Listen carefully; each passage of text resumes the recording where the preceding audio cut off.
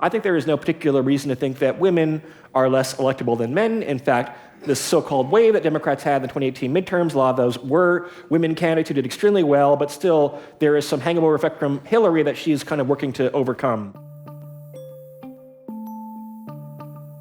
We are now about 3 months from the Iowa caucus, barely more than a year from the general election next November. It's going to be a fairly meat and potatoes overview, first of the primary, the Democratic primary, and then of the general election. This is probably more than 20 minutes worth of material. I will try, rather than talking really fast, not to say every single word that appears on the slide, but trying to pack a fair amount in here. So we are not at a stage right now. We are not at a stage right now where we could build a model and build a really robust model based on polls alone or anything else alone. Primaries tend to be quite volatile, and there are some fundamental questions that we would need to ask about the Democratic primary. At the same time, we are at a point now where, more often than not, the candidate who was leading in the primary at this point in time actually wins the nomination. Donald Trump was leading at this point 4 years ago. Hillary Clinton was as well. Mitt Romney 4 years before that. This year you kind of have co-leaders in the polls right now, Joe Biden and Elizabeth Warren, depending on whether you emphasize state polls or national polls. And you have a very large field, but there are some fundamental questions here. First of all, I think the thing that everyone's asking about everything after Trump is, hey, how much has the world changed in a post-Trump environment? As an empiricist, my bias is to say, hey, maybe not all that much, that Trump is a one-time event, that having populism bubble back into American society is not the most surprising thing in the world. It's always been an undercurrent and so on and so forth. But, but questions like how much does the party establishment influence the nomination? Traditionally a lot, maybe not as much in the post-Trump era. There are also more pedestrian questions where how much do Iowa and New Hampshire matter? Traditionally, very difficult to win the nomination if you don't win either Iowa or New Hampshire. But also the Democratic Party is becoming a lot more diverse. Iowa and New Hampshire are really, really white and also very liberal in terms of Democratic primary electorate. And so, so how much is the past a guide to the future is kind of the thing that I'm trying to do, but is difficult at this point in the Democratic primary in various ways. I'm also kind of fascinated between gaps between what you might call purely objective ways of looking at an election, so polling-driven models, and kind of what the conventional wisdom or the zeitgeist, as you might put it, is about elections. And as is often the case, there is some tension this year between what the polls say and what the conventional wisdom is. If you go to the Real Clear Politics polling average, it has Biden at 27%, Warren 22%, Bernie 17%, and then a big drop-off. There are also places where you can go and actually place bets on election outcomes, prediction markets, and they don't match the polls all that well. They have Warren at 45%, 44% to win, despite in national polls being a little bit behind Biden. They also discount Bernie's chances relative to how well he's doing in the polls and are bigger on Mayor Pete, for example, than Bernie. I could go spend all 20 minutes on prediction markets alone, but there is this tension. I think one thing I've found is that people tend to always be looking for an alternative to the polls, tend to be looking for, hey, I have the pulse of the election, I understand how things are trending. Historically, though, a lot of times when the polls are wrong, the conventional wisdom is even more wrong. Polls in 2016 show Donald Trump as an underdog. We have about a 30% chance to beat Hillary Clinton. The average TV pundit thought he had no chance whatsoever. So I'm sometimes wary when, instead of throwing our hands up and saying, hey, it's too early to really know all that much, people make very precise assumptions based on very little data instead. But with that said, I want to go through kind of a devil's advocate case for Biden, and then for Warren, for and against. Again, this is not who I would prefer personally. It's just trying to forecast the election, what things work in their favor and which ones don't. And then, in the interest of time, everyone else gets lumped together into the field category. So there's a perception that Biden's chances are fading and that he's not doing as well as he was before or as he was supposed to. I think that's at least partly wrong. He's still ahead in national polls. In fact, his numbers have been quite steady, except for a bounce he got after he entered the race at around 27, 29%. He has the most endorsements, so if you believe that the party is powerful and influences what voters eventually do, there's not like a ton of enthusiasm, frankly, by party elites, as we call them, for anyone, but Biden does have more endorsements from a more diverse range of endorsers than anyone else. He also has a very diverse coalition, or relatively diverse at least. Biden is the only candidate to have a significant number of black voters in his coalition. And historically, African-American voters have picked the Democratic nominee in every election since, I think, 1988 or thereabouts. So usually a good group to have on your side are the coalition of African-American voters on the one hand, and maybe older white voters on the other hand who turn out in reliable numbers. In some ways, in fact, one could argue, and I'm kind of going to argue this 2/3 of the way and hedge a little bit, but you could argue that there are similarities between Biden and Trump in the sense that his coalition consists of a lot of white working class and black working class voters who sometimes don't get as much coverage in the mainstream media. So there's been a lot of predictions of Biden's demise. He's had bad debates. He's had accusations of handsiness, I guess you would call it, problems with Ukraine, and lo and behold, he's kind of sitting there at 27% in the polls anyway, which is not fantastic, but it's not bad either. It's probably still in first place. So there's kind of a Teflon nature to his candidacy. But there are real problems. I tend to cut to the chase, and I think if you look at polls, voters are concerned about the age of both Joe Biden and Bernie Sanders. Both in the abstract, if you ask voters, hey, how do you feel about someone over the age of 75? A lot of voters say, it's a little bit too old. And when you ask in particular, do you think age is a concern? Age and health is a concern for Biden and Sanders. A substantial minority of Democrats say, yes, it is. Very few say that about Elizabeth Warren, who is 70. So I don't know, right? The whole subtext, I think, in some ways of the race is, hey, how is Biden performing relative to how people might expect him to be? His debate performances, to my subjective view, have not been great. And objectively, when we take polls, we do polling with Ipsos, our polling partner, about debates. Biden gets relatively low marks for how he's performed. Seems not to affect his overall numbers that much, but every time there's a debate, I think probably Biden's strategists are cringing a little bit, like, is there going to be another kind of moment that, like, we have to walk back later, and it's potentially a liability for him. I think probably the most overrated thing in presidential politics is money.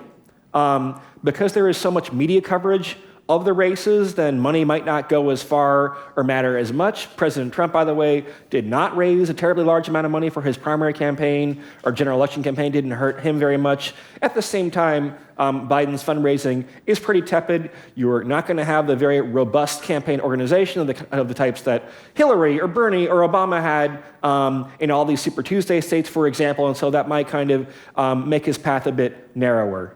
And the last one I'll highlight here is maybe the most important, which is voters currently believe that Biden is the most electable candidate. The question is, how would that halo of electability hold up if he were to lose Iowa, New Hampshire, maybe Nevada as well? How would things persist after that? You can go back to the example of 2008, where Hillary Clinton was perceived as more electable than Barack Obama until Obama won Iowa, a very white state, and alleviated a lot of voters' doubts, including African Americans, by the way. So a similar trajectory there might mean that Biden's frontrunner status would be more vulnerable, potentially. I do think you have a fairly clear top two, meaning Biden and Warren, and then a gap between anyone else, and here are some of the reasons why there are reasons to be optimistic about Warren's campaign. She is ahead in polls of Iowa, probably, and possibly New Hampshire. There actually are not that many recent New Hampshire polls, but these are two states that are quite white and that are quite liberal. That is her constituency. She's also extremely well organized. She has a lot of boots on the ground in Iowa. That organization can matter a lot as well. So everything that would predict a strong Iowa candidate kind of works in Warren's favor. She's a good retail campaigner, gets big crowds at her rallies. All these things that would correlate with success in Iowa are there for Warren, and she leads in the polls there. She's also done well with voters who are most excited and informed about the campaign. What that might mean is that when people take a longer look at Warren, they put kind of their priors about Pocahontas out of their head and look at a candidate who is a very capable speaker and has a lot of ideas, and at least Democrats tend to like her the more they see about Warren. Always a good sign when that second, third repeat impression helps with you. Also, she is probably the most broadly acceptable candidate in the field. If you ask Democrats, okay, you don't have to pick one person, just tell me, would you think this is a good nominee, or would you be upset if this person were nominated? Warren usually has the highest, yeah, she'd be a good nominee numbers, and among the lowest, I wouldn't like this numbers. And so what happens when a candidate, like let's say Bernie finishes third in Iowa, he drops out. First of all, he might endorse her because they're kind of ideologically aligned, but his supporters are probably going to be more inclined to gravitate toward Warren than anyone else's. The same might be, by the way, for Biden's supporters. If Biden were to drop out after a poor finish, a lot of his voters actually have Warren as their second choice as well. So a nomination process is in some sense about building consensus, and she seems to be the most consensus-oriented candidate at the moment. At the same time, there are real liabilities for Warren as well. I think the biggest one right now is her stance on healthcare, where she's kind of taking heat both from Bernie's side for not being the originator of Medicare for all and being a little bit more ambivalent and ambiguous about what her version of that would mean and how she'd pay for it, but also from the center and from moderates, from Mayor Pete and from Biden, about how much it would cost, about whether it's better to have Medicare for all or Medicare for all who want it, as Buttigieg would say. But for a candidate who kind of is supposed to have a plan for everything, then the fact that she doesn't have her own healthcare plan is, I think, maybe the most glaring and obvious liability. Her coalition, like I mentioned so far, is not terribly wide. It's deep, but it consists of a fairly predictable set of people. You want to be able to build beyond that. There are concerns about her electability from some voters. Some of those, I think, are unfair. I think there is no particular reason to think that women are less electable than men. In fact, this so-called wave that Democrats had in the 2018 midterms, a lot of those were women candidates who did extremely well, but still there is some hangover effect from Hillary that she's kind of working to overcome, I think. And we see kind of a shift, by the way, in the media narrative, where whenever someone is rising in the polls and everything looks good for them, bad stories get dismissed, good stories get emphasized. But you can kind of see the tide shifting. You saw in the last debate how when you're the front runner, then you take a lot more incoming heat, and it makes the degree of difficulty a lot higher. So I'm going to go very quickly through kind of the case for and against maybe a surprise nominee emerging. And to some extent, it's saying, hey, look at the liabilities for the leading candidates, and how could these candidates counter that? So when you have three leading candidates all over the age of 70, then maybe someone who's younger, a Buttigieg or a Harris, could potentially benefit right there. There are resources sitting on the sidelines still. There are stories in the Times and the Post about how people are still looking for a white knight, a candidate to enter the race late. I think it's not very realistic to think that, oh, Mayor Bloomberg's going to save the day or something, right? But it could mean that if a candidate like a Harris or a Booker or a Klobuchar or a Buttigieg were to gain momentum, then you might see resources pile up behind that candidate. And there are now and then surprise winners at this stage. By the way, when you have fields this large, we count 17 candidates still. There used to be, I think, 26 by our count. Often things are very chaotic. This is the kind of chaotic large field from which Donald Trump emerged unpredictably, or maybe not, in 2016, from which Jimmy Carter was nominated in 1976, and McGovern in 1972, and so forth. The problem is those are actually more the exception than the rule. So look at all candidates who are polling at under 5% at this point in time, a couple of months before Iowa. The only candidate to come back and win his or her nomination was Jimmy Carter in 1976. So it's one out of roughly 40 or 50 people. The odds are not terribly strong. Also, these individual candidates have their own liabilities. Bernie, for example, has a very enthusiastic 15 or 16% of the electorate. He does not seem to have a great strategy for appealing beyond that base, and that base might not be large enough.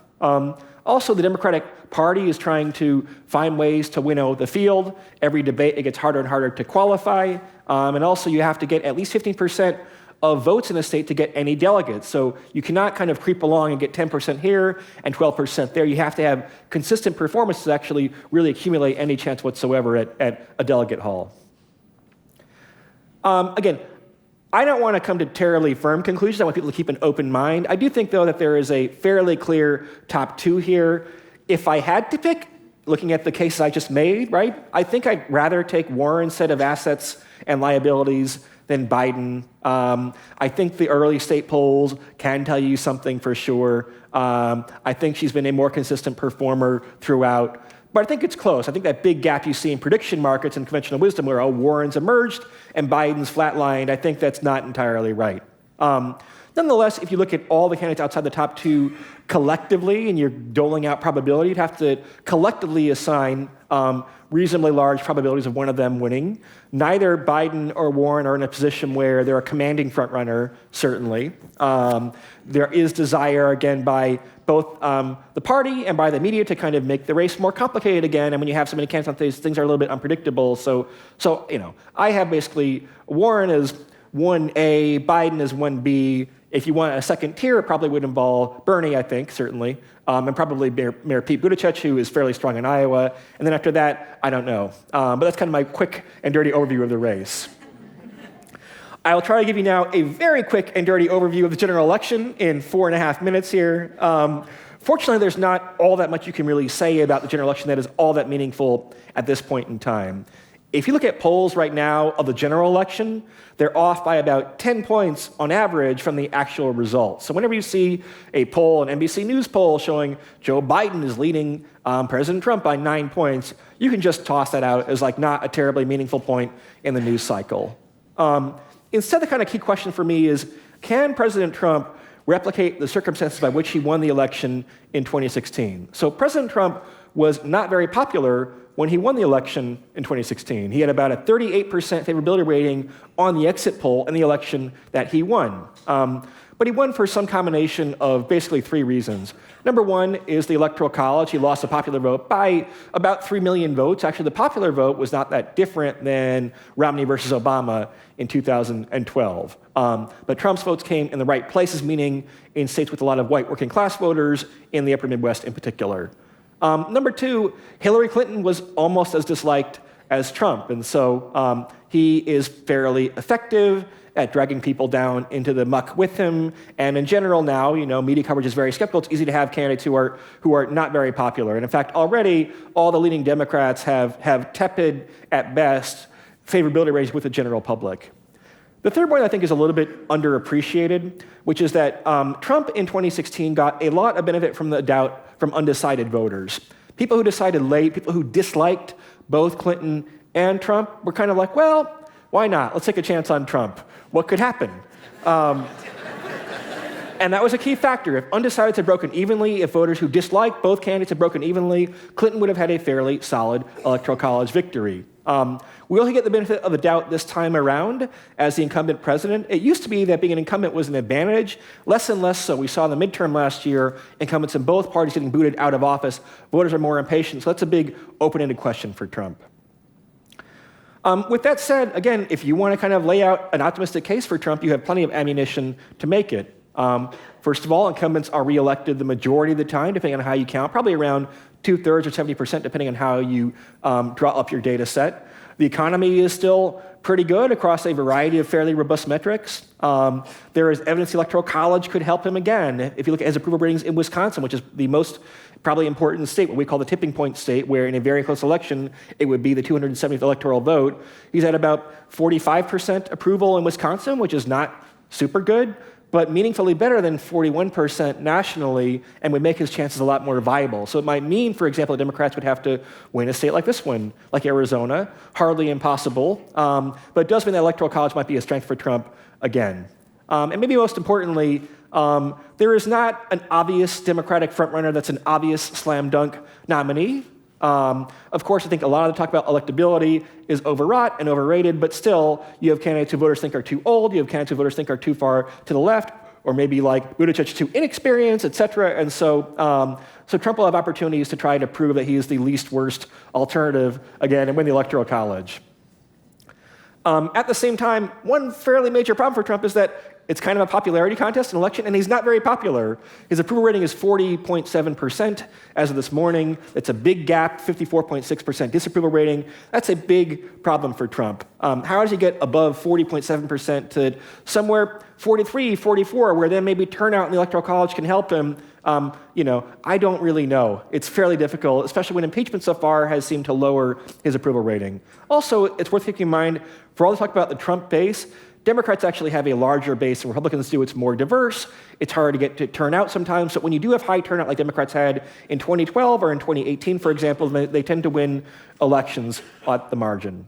So very, very quick concluding thoughts here. I think some of the coverage about Trump is a little bit irrational. I think there is kind of irrational I don't know if you would want to call it fear, but his base alone is probably not enough for him to win. He has to win over independent voters as well, persuade swing voters, undecided voters, and potentially that path remains open to him as it was in 2016. At the same time, I think if Trump were able to behave like a more conventional politician, his chances would be a lot better. He does have successes to talk about in terms of the economy, in terms of foreign policy, in terms of Supreme Court nominees, and whatever else. If you could somehow incept Donald Trump's brain and say, just keep it cool for a year, stay off the Twitter, right? You control people a little bit, but try to remember swing voters, then his chances might be pretty decent. If you're getting the actual Trump, as you've seen right now, then maybe a little bit less than decent. But thank you all very much.